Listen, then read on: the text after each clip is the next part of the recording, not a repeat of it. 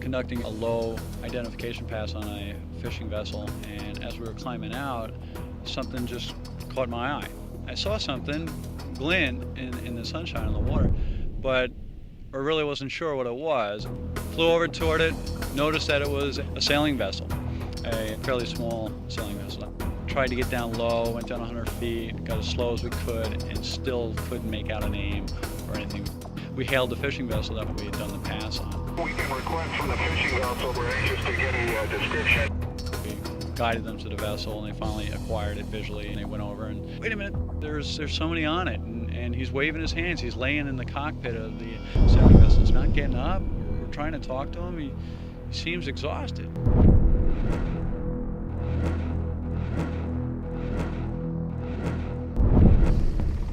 When the call came through, I was just under the understanding that this person was unconscious.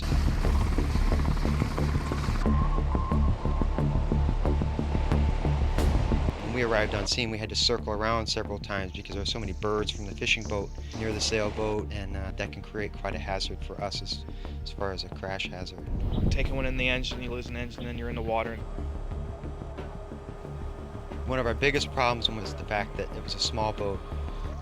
If we put the basket litter down, would he be able to get into it? They were going to pick him up near the basket.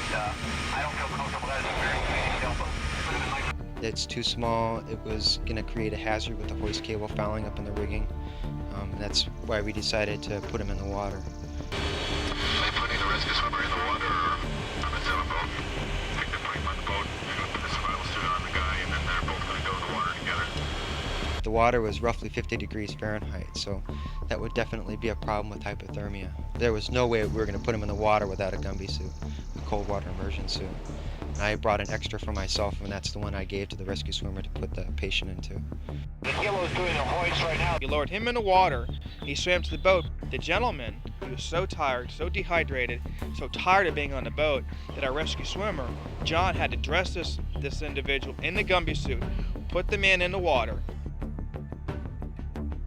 We lowered the basket all the way down into the water, and when he tried to get him in and maneuver him, he just wouldn't comply. You know, he's trying to. I saw him trying to bend him by the waist, or bend his knees so he can at least get him into it. And there's just no way that was going to happen. He just wouldn't comply.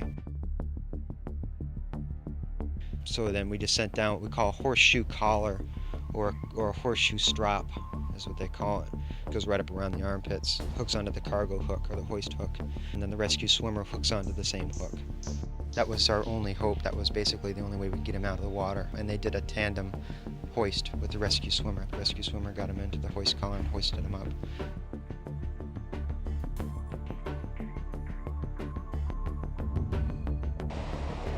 Part of our basic life support is start an IV, administer oxygen, and treat the necessary injuries if there are any. Once we got him into the helicopter, the treatment plan was basically treat for hypothermia. I told him, I said, you must have a guardian angel. Nobody knew you were out here. We happened upon you. Just flying out here, doing our average ocean law enforcement patrol, looked down and said, whoa, what's that?